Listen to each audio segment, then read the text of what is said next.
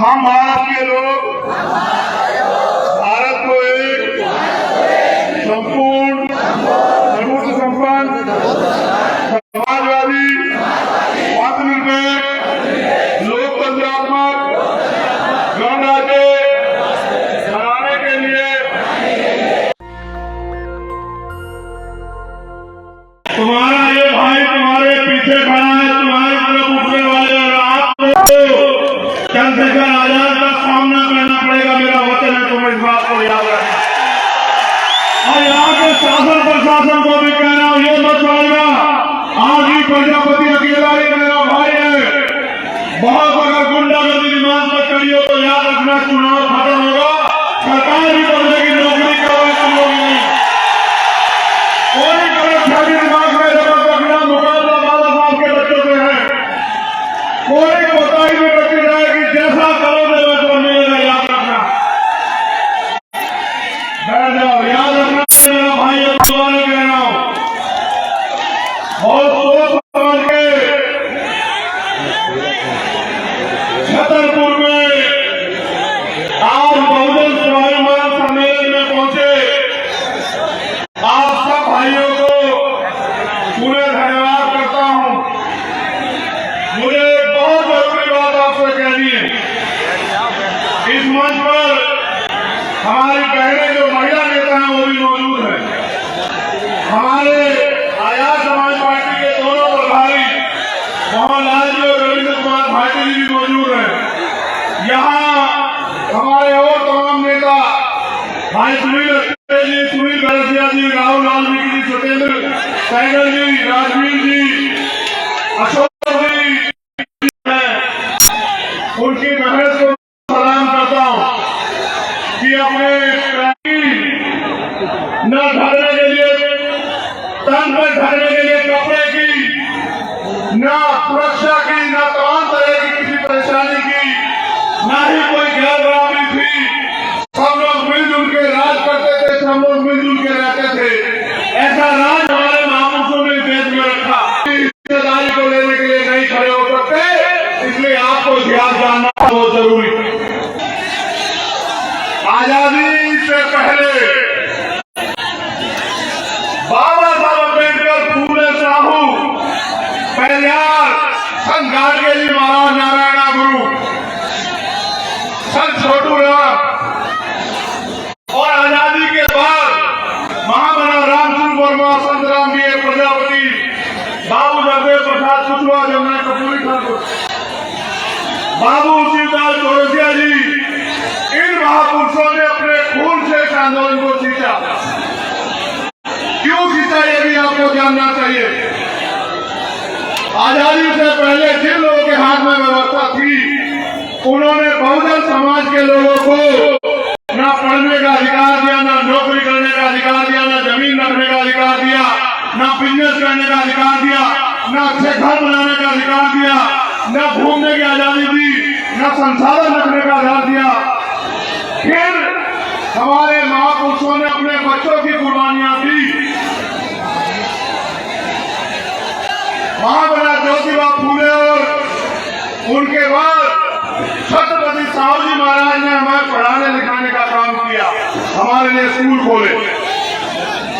फिर बाबा साहब अम्बेडकर ने पहले मिशन स्कूलों में, फिर उसके बाद जो यहाँ के स्कूल थे उनमें पिछली दरवाजे में बैठ के अपनी पढ़ाई पूरी की। फिर पढ़ाई करने के लिए विदेश गए और विदेश में पढ़ के आके आपके हक अधिकारों के लिए लड़े। देखो, महिला दुनिया में सबसे ताकतवर होती है। महिला 9 महीने अपने पेट में रखे बच्चे को जन्म देती है और खूब गीले सूखे में रहती है। इसकी शक्ति का कोई तोड़ नहीं है। मैं आज माता शक्ति को नमन करता हूँ दोनों हाथ से। वो डटी नहीं है, बहुत बहुत बधाई। तो मेरी बात में गौर करो, आपको इस देश में कोई भी अधिकार रोने, चिल्लाने, मांगने से नहीं मिला। उसके लिए हमारे महापुरुषों ने कीमत चुकाई। मैं बात कर रहा था आजादी की। जब देश आजाद हुआ, व्यवस्था के कारण जो लोग गरीब थे वो गरीब रहे और जो अमीर थे वो अमीर रहे। पहली जो अंतिम सरकार बनी उसमें चुनाव नहीं हुआ। वो चुनाव हुआ, बिना चुनाव में सरकार बनी, नेहरू जी प्राइम मिनिस्टर बने, और जब उनकी सरकार बनी उन्होंने वादा किया कि हम संविधान को पूर्ण रूप से लागू कराने का काम करेंगे। और आज तक भी हम इस उम्मीद में है कि कब संविधान पूर्ण रूप से लागू होगा, क्योंकि दुनिया का अगर सबसे बेहतरीन संविधान कहीं है तो वो कॉन्स्टिट्यूशन ऑफ इंडिया है, वो भारत का संविधान है। आगे बढ़ो। लड़ाई यहां तो शुरू हुई थी, फिर जो गरीब था सरकार ने सब लोगों को रोजगार नहीं दिया, क्योंकि भारत में सरकारी और प्राइवेट 7% रोजगार है, 2% सरकारी और 5% प्राइवेट। उसके बाद लोग खेती करते हैं, मजदूरी करते हैं। लेकिन हाल क्या है, सारे लोगों को 3 दिन मजदूरी नहीं मिलती, सारे किसानों को फसल का उचित दाम नहीं मिलता, किसानों पे प्राकृतिक मार होती है। यानी कि सरकार ने किसी भी तरह इस इतने बड़े समाज को अपने पैरों पे खड़ा होने, आरक्षण व्यवस्था के कारण जो कुछ नौकरियां मिली उससे हमारे लोग अपने पैरों पे खड़े हुए। इसलिए समाज के लोग तो ये तो कुर्सी में बैठ जाएंगे, अगर ये कुर्सी में बैठ जाएंगे तो ये राज करेंगे, और अगर ये अपनी वोट की ताकत को समझ गए तो हम इस देश में इनके अधीन हो जाएंगे। 56 के बाद जब बाबा साहब अम्बेडकर ने बौद्ध धर्म की दीक्षा ली, तब जाके ये सत्संग और धार्मिक आयोजन होने शुरू हुए। उसके बाद हमारी बहनों को, माओ को, चाची ताऊ, इनकी व्यवस्था में जो संसाधनों का वितरण गलत तरीके से हुआ, गैर बराबरी कारण हुआ, जो गरीबी हमारे लोग झेल रहे थे, उस दिनों में जाके और तमाम तरह के धार्मिक आयोजनों में जाके शायद हमारी मुक्ति हो जाए। अपनी गरीबी को खत्म करने के लिए, अपनी बेरोजगारी को खत्म करने के लिए, अपने परिवार में जो बीमारी आ गई है उस बीमारी को खत्म करने के लिए वो इस बाबा के पास जाते हैं। और ये बाबा हमारे दिए हुए पैसे से पलते हैं, हमारा खाके अगर कोई पाखंडी हमें आंख दिखाएगा तो याद अपना इलाज कर दिया जाएगा, ये बताने के लिए छता हुआ है। हम इनके आप पैसे देते हैं, आप तय करो।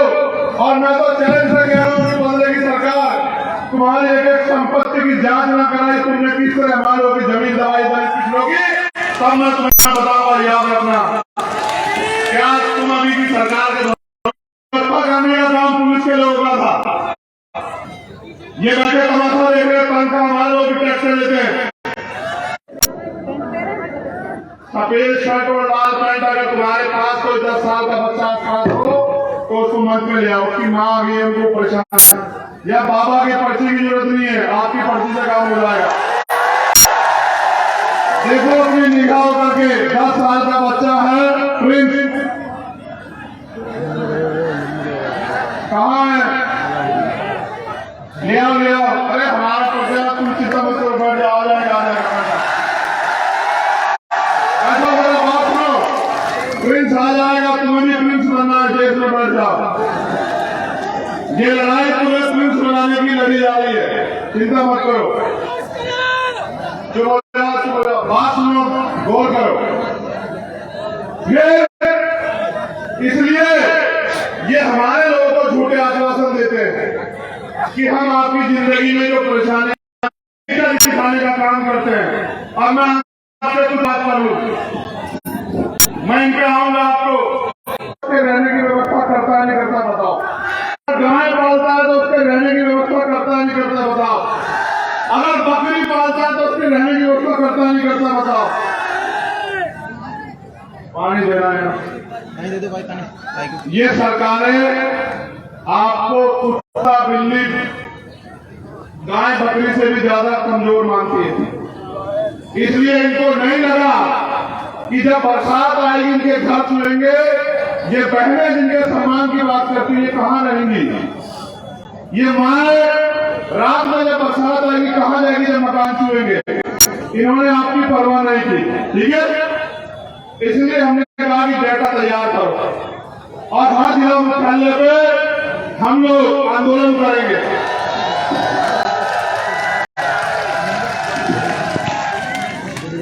और अगर फिर भी सरकार नहीं मानी तो हम मुख्यमंत्री का घेराव करेंगे भोपाल जाके और मध्य प्रदेश के हर घर को जो कच्चा मकान है उसको पक्का मकान दिला के रहेंगे। ये हमारा वादा। जब मैं आपके अधिकारों की बात करूंगा ये आपको गुमराह करने की बात करेंगे। फिर पहले डाटा तैयार होने के बाद अगला रास्ता मैं आपको बता रहा हूं, गौर से सुनना। इस देश की सारी सरकारी जमीनों पे, क्योंकि आजादी के बाद मैंने आपको कहा कि किसी को अवसर नहीं दिया गया कि वो अपने पैरों पे खड़ा हो जाए, वो सारी सरकारी जमीनें हमारी है। काशीराम साहब हमारे नेता जिनकी जयंती हमने मनाई अधिवेशन के रूप में, वो कहते थे जो जमीन सरकारी वो हमारी। इसलिए हम जो अगला आंदोलन चलाएंगे, हमारे नेता लोग सुन लो कि हर व्यक्ति को खेती करने योग्य भूमि मिलनी चाहिए, हर परिवार को जमीन मिलनी चाहिए। आंदोलन मेरा अंतिम लक्ष्य इस देश के बहुजन समाज को उसके अपने पैरों पर खड़ा करना है। वो जो हाथ फैलाता है हर चीज के लिए, बिटिया की शादी करनी हो उधार लेगा, अपने बच्चे को पढ़ाना हो उधार लेगा, लोन लेगा, मकान बनाना हो उधार लेगा, लोन लेगा। मैं आपका हाथ फैलाना बंद करवा दूंगा, मैं आपका हाथ ऐसे करवा दूंगा। आप लोग आगे बढ़ो।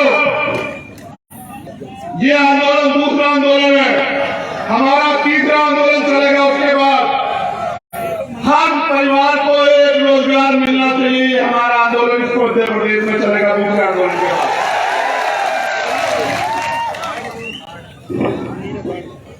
उसके लिए भी हम लोग इसी तरह से सरकार को मजबूर करेंगे। फिर आगे बढ़ो। अगर ये सरकार नहीं देगी तो मैं आपसे कहना चाहता हूं, मेरे के मकान में रहो या फिर अपने आंदोलन को ताकतवर करो कि यहाँ इस मंच पे बैठे, आपके बीच में बैठे गरीब के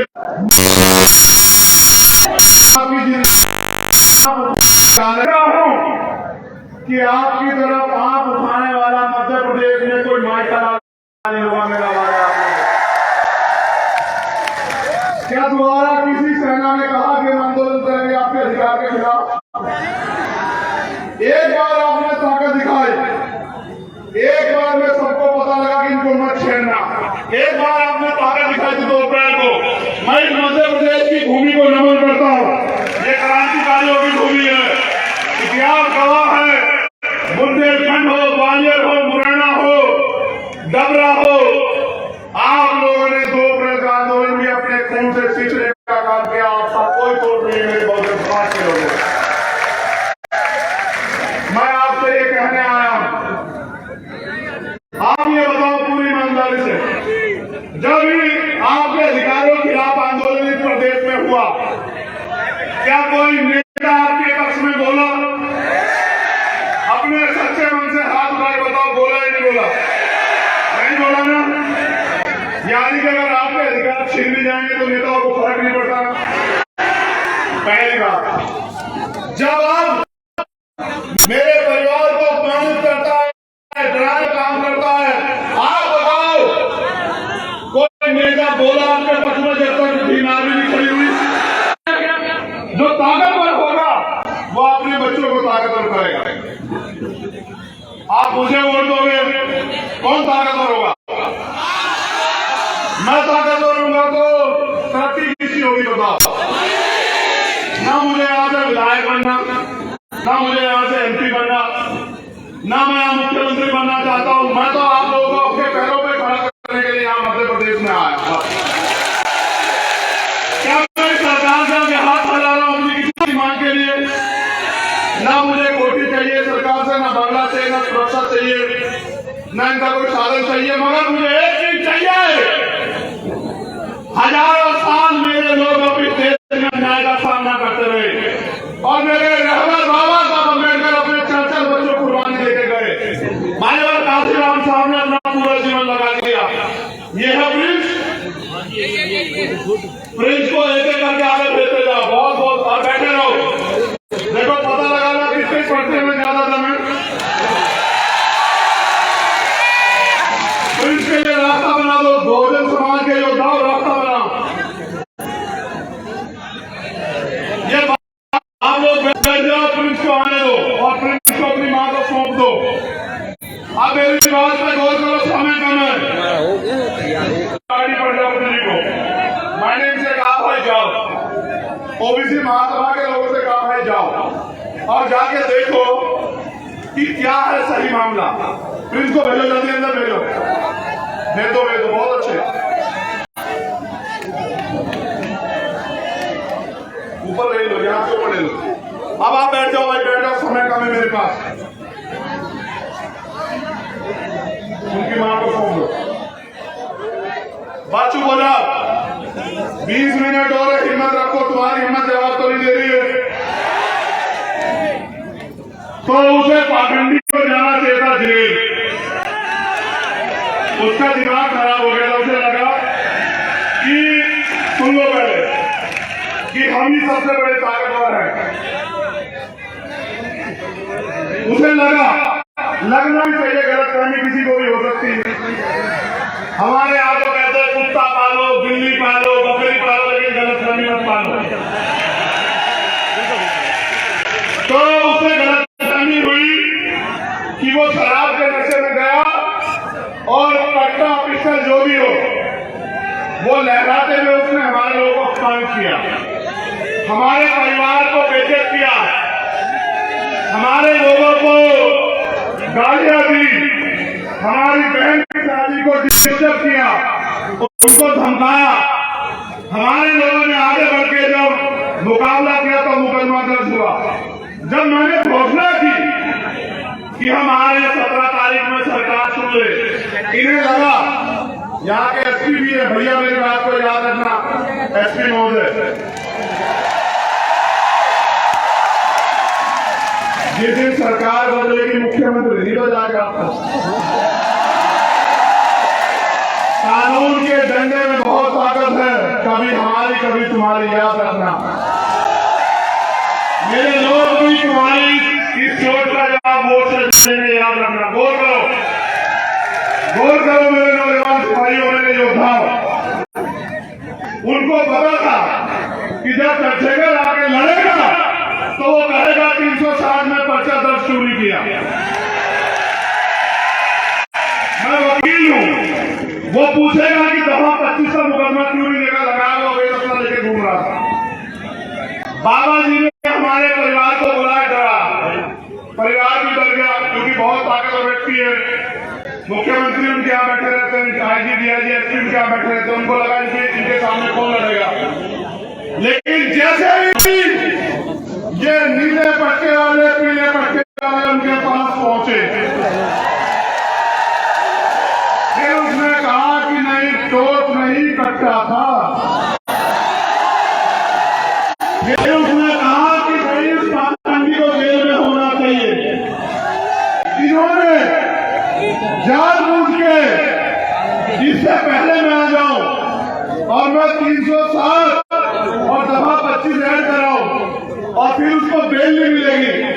इन्होंने संविधान से डर के उसको गिरफ्तार कराया और फिर उसको न्यायपालिका में हस्तक्षेप करके उसको बेल दिलवाई। और लोग कहते हैं कि एससी एसटी का मुकदमा, कहा था एससी एसटी का मुकदमा, उसको तो बेल मिल गई। एक आदमी पूरे समुदाय का अपमान करे, ये चाचा खड़े हैं उनके, एक आदमी पूरे समुदाय को गाली दे, मेरे हाथ बांध रखे संविधान में, याद रखना।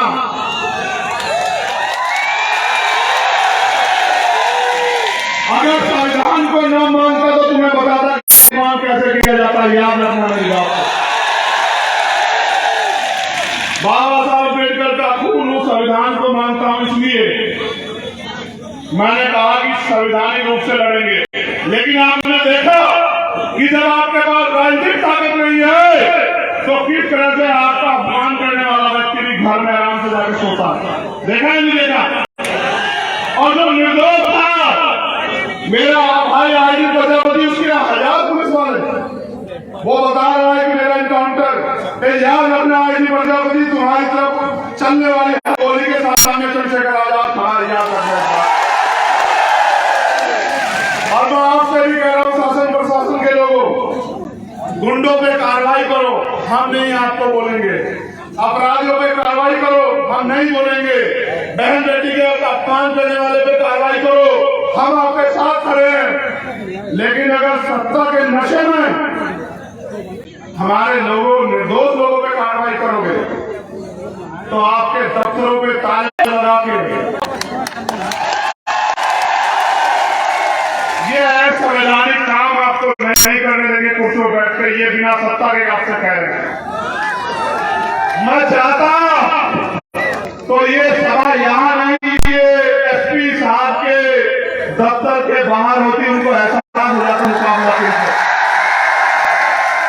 अब एक और बात सुनो, गौर करो, जब तुम पे ताकत नहीं है, मैंने कहा कि हम आदिवासी भाई को मुख्यमंत्री बनाएंगे। इन्होंने मेरे आदिवासी एक बहन को, उसके साथ अन्याय हुआ वहां इंदौर गांव में, उसकी हत्या कर दी गई। कितनी लाशें उठाओ वहां, मुझे बताओ। हत्या करने के बाद जब हमारे लोग प्रोटेस्ट करने के लिए आए सड़क पे तो गोली चला दी। एक भाई की जान चली गई, कई भाई घायल है। जब हमने आईजी से पूछा तो उन्होंने कहा हमें आदेश नहीं दिए। यहां प्रोटेस्ट तो सारी जाति धर्म के लोग करते हैं, गोलियां हमारे सीने पे क्यों? इसका जवाब इस सरकार को देना पड़ेगा। आदिवासियों की हत्या हम लोग नहीं होने देंगे, सरकार को जवाब देना। आपने देखा कि सत्ता के संरक्षण में किस तरह गुंडे खुलेआम घूमते हैं और किस तरह हमारे निर्दोष लोगों पे गोलियां चलाई जाती हैं। मैं आपसे पूछना चाहता हूं, क्या आप मध्य प्रदेश में गुलाम है? अगर आप गुलाम नहीं हो तो जो गुलामी की बेड़ियां आपके पैरों में पर डालने का काम किया जा रहा है, उनको काटने के लिए तैयार हो जाओ मेरे नौजवान साथी।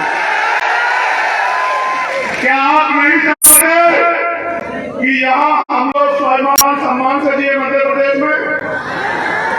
क्या आप लोग नहीं चाहते कि किसी बहन का अपमान न हो? बताओ, चाहते नहीं चाहते हो? क्या आप नहीं चाहते आपको रोजगार मिले? क्या आप नहीं चाहते महंगाई खत्म हो? क्या आप नहीं चाहते कि आपको पक्के मकान मिले? क्या आप नहीं चाहते कि आपको जमीन मिले? कौन दे सकता है ये? तो आपको बताओ।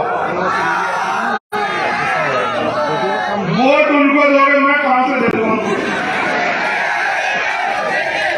देखो, जब एक गरीब का बेटा अपने लोगों की लड़ाई लड़ने के लिए खड़ा होता है तो बहुत लोगों को तकलीफ होती है। ये आपके बीच का प्राइमरी स्कूल के हेडमास्टर का बेटा, आपकी ताकत से आपने इतनी ताकत दी, आपने सम्मान दिया कि आज इनकी आंखों में चुभने लगा। मैंने कभी आपको निराश नहीं किया, आप जानते हो नहीं जानते इस बात को। मैं पहले कभी आपके बीच ये भी कहने नहीं आया कि मुझे वोट दो, लेकिन आज मैं आपसे कहना चाहता हूं कि मैं इस लड़ाई को जीतना चाहता हूं मेरे लोगों। आप बताओ, क्या आपको आपके खून पे भरोसा नहीं है? क्या आप नहीं चाहते कि अब आपको स्वाभिमान सम्मान का जीवन मिलना चाहिए? आप नहीं चाहते एससी एसटी ओबीसी के कर्मचारियों को प्रमोशन मिलना चाहिए? आप नहीं चाहते कि बैकलॉग भर के आपको नौकरी मिलनी चाहिए? क्या आप नहीं चाहते सरकारी ठेकों में आपको लाइसेंस, सरकारी ठेकों में आपको आरक्षण मिलकर आपको अवसर मिलने चाहिए? इसका एकमात्र रास्ता है जो माननीय काशीराम साहब ने दिखाया कि आपको बहुजन समाज में भाईचारा पैदा करके, जैसे मैंने इनसे कहा, आपको एक तो अपना दिल बड़ा करना पड़ेगा। जाति हमारे महापुरुषों ने तो नहीं बनाई, जाति हमें बांटने के लिए बनाई गई। हम इस बात को जानते हैं, मानते हैं, तो हमें दलित पिछड़े जो 6,745 जाकर बटे हुए हैं, आदिवासी और धार्मिक अल्पसंख्यक, उनके हाथ पकड़ने पड़ेंगे। और ये हमारी एकता को रोकने के लिए हमें लड़ाई का काम करेंगे, घटनाएं कराएंगे। ये मेरी ताकत को कम करने के लिए, आपके भविष्य को कमजोर करने के लिए लड़ाई का काम करोगे। मैं आपसे पूछना चाहता हूं, मेरे कौम के लोगों, आपस में लड़ोगे तो नहीं? पूरा हाथ उठा के बताओ, एक से नहीं मांगना, लड़ोगे तो नहीं आपस में? चलो एक बार और बैठो। अगर इन ओबीसी वर्ग के मेरे भाइयों पे हाथ आएगी तो उनका साथ दोगे? अगर मुस्लिम भाइयों पे हाथ आएगी उनका साथ दोगे? अगर जैन, सिख, बौद्ध, ईसाई पे हाथ आएगी, पारसी लोग का साथ दोगे?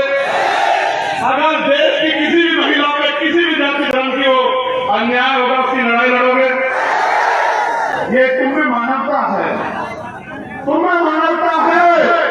तुम सबका सम्मान करते, लेकिन याद करो, हाथरस में जब हमारी बहन को जलाया गया, जिनकी सरकार यहां है उनकी सरकार वहां थी, और फिर उसमें न्याय के लिए उन्होंने किस तरह का हस्तक्षेप किया आपने देखा?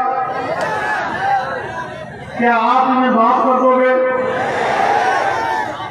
क्या आप इनको आजादी दोगे कि अगले 5 साल में लोगों की खून से होली खेले? क्या आप इनको आजादी दोगे कि मेरी माँ बहनों को बेइज्जत करे, उनका शोषण करे, उनको मारने की आजादी दोगे? अगर आजादी नहीं दोगे तो आजादी लेने का काम करो मेरे लोगों। आपको आजादी इस मुल्क में तभी मिलेगी जब इस देश की, इस प्रदेश की राज सत्ता आपके हाथ में आए। वोट डालना है तो राज किसका होना चाहिए बताओ? जब वोट डालना है तो राज किसका होना चाहिए बताओ? जब आपका राज आएगा, सोचो, आपका राज आएगा तो यहां अगर सभा होगी तो कुर्सियां लगी होंगी या जमीन पर बैठना पड़ेगा बताओ? देखो, मैं धन्यवाद देता हूं यहां के कार्यकर्ता का, दोनों हाथ जोड़ के धन्यवाद देता हूं। आपने अपने पैसे का सही प्रयोग करके सभा को सफल बनाया। आपने जवाब दिया उनको जो ये कहते हैं कि एक गरीब का बेटा आगे नहीं बढ़ सकता, उनको जवाब दिया।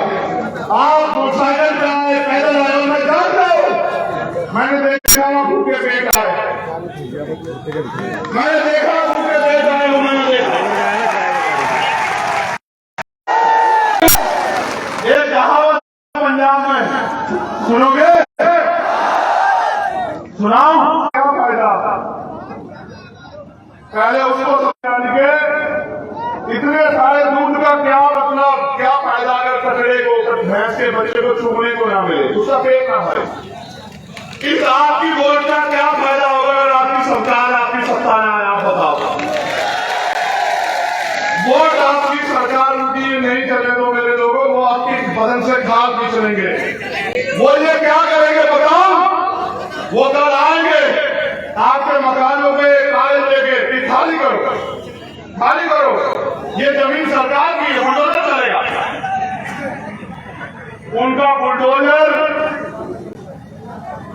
वो भी जवाब देंगे।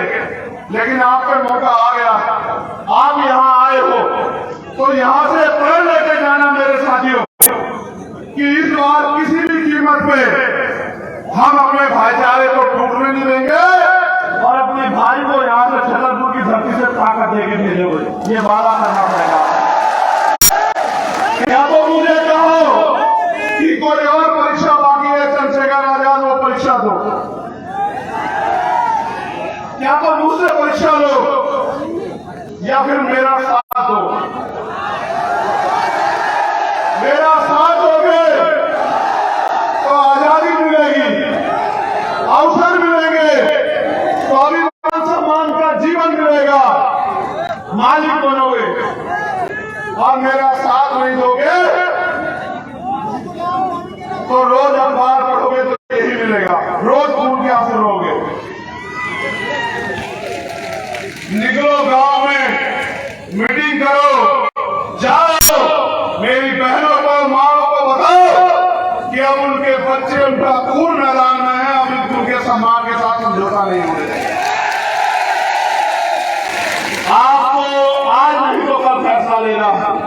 कि आप यहाँ गुलामों की तरह जियोगे या मालिक की तरह जियोगे, ये फैसला आपको लेना है।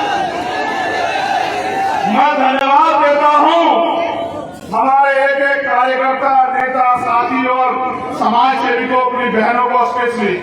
देखो बहनों को एक बार नहीं कहना पड़ा ना कि बैठ जाओ, ये है मातृशक्ति का बल, उसका धैर्य, उसका समर्पण। इन मातृशक्ति को आपको जाके समझाना पड़ेगा कि अंधविश्वास, नागरवाद से बाहर निकल के बाबा साहब अम्बेडकर की मूवमेंट की तरफ चलो, पूरे साहब की मूवमेंट की तरफ चलो। अगर बनना है तो बनो मां वंशिका बाई लोधी, बनना है तो बनो मां झुलझारी बाई, बनना है तो बनो मां कन्नड़ भाई, बनना है तो बनो मां रमाबाई, बनना है तो बनो मां सावित्री बाई, बनना है तो बनो मां फातिमा शेख, और अगर बनना है तो बनो पूरन देवी। इतिहास आपको आपके गौरव से याद रखे। मैं अपनी बहनों से कहना चाहता हूं, एक कदम की दूरी है गुलामी की बेड़ियां काटने में। इस बार पैसे वालों के चक्कर में मत पड़ना, अपने खून का साथ देना, मुझे इस लड़ाई को लड़ने की ताकत देना। मैं पूरी जिम्मेदारी से कह रहा हूं, इस मंच पे आपकी तरफ फायर उठने वाली है, रात को चंद्रशेखर आजाद के गर्दन काट के जाना पड़ेगा, उससे पहले मुकाबला नहीं होगा। यहाँ जो स्थापित दल हैं, उनके नेता आपसे आगे क्या कहेंगे? वो आपके रिश्तेदार भी होंगे, क्या कहेंगे? चंद्रशेखर आजाद को छोड़ो। अगर आपको लगे कि चंद्रशेखर आजाद आपका अपना नहीं तो छोड़ देना, मैं बिल्कुल कह रहा हूं। और अगर आपको लगे आपकी सारी मांगे जो मांग पत्र आप देते हो, मैं उसको घोषणा पत्र बना दूंगा, याद रखना मेरी बात। आपके चेहरे की उदासी, आपकी परेशानियों को मैं सीख लूंगा। मैं धन्यवाद देता हूं हमारी लीडरशिप को, यहाँ की वो बहुत मेहनत करते हैं। मैं उनकी एकता का धन्यवाद देता हूं। ये चाहे सागर वाले हों या